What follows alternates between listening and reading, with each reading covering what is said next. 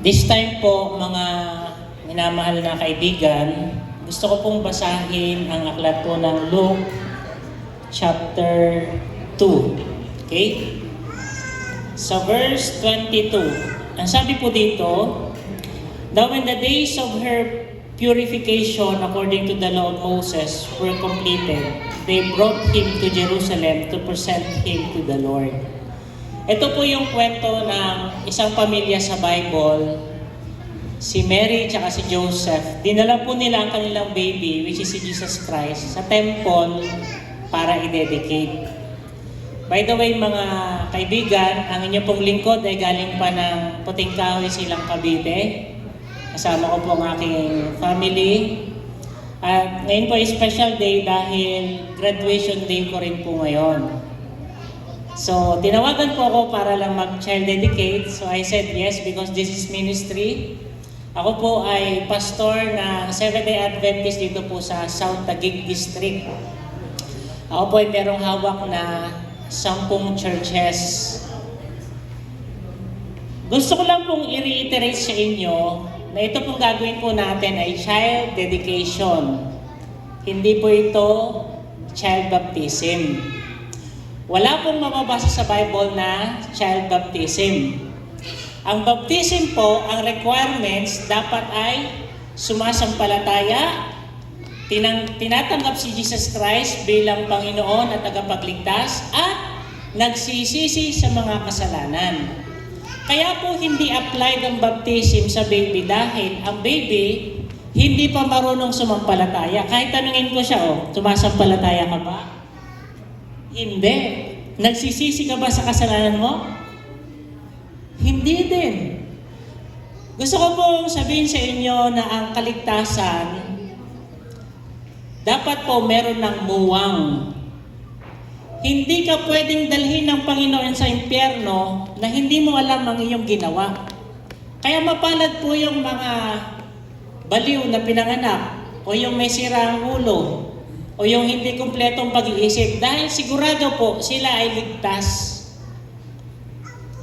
Nagigets po ba natin yon?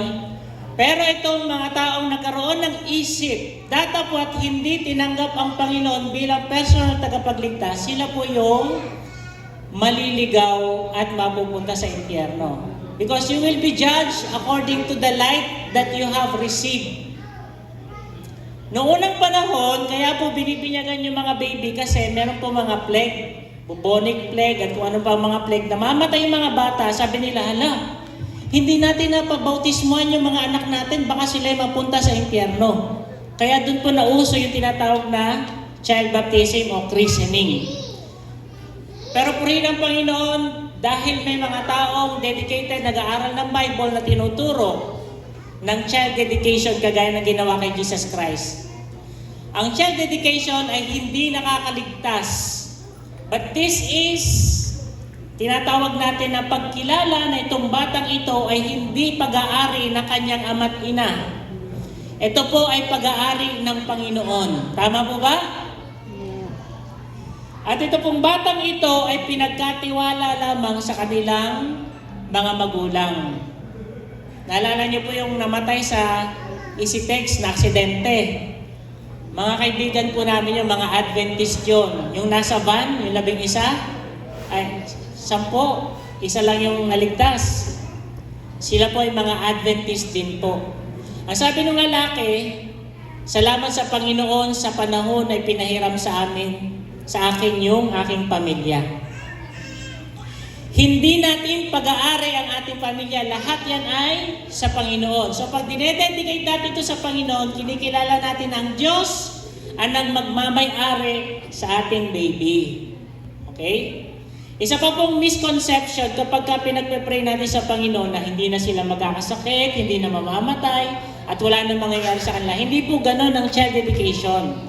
Ang child dedication, ibig sabihin lamang po nun, palalakihin ninyong dalawa, Roy at saka Shane, ang batang ito sa turo ng Panginoon. Kaya ikaw, Brother Roy, lahat ng gagawin mo, gagayahin niya. Kaya pag ikaw ay sugarol, magiging sugarol din yung mga anak mo. Akala nila tama. Hindi mabuting katiwala. Kaya ikaw, Shane, kapag ikaw ay palamura, asahan mo, magmumura din yung iyong anak.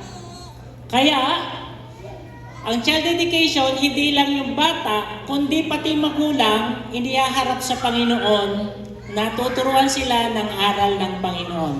I hope everything is clear, no po?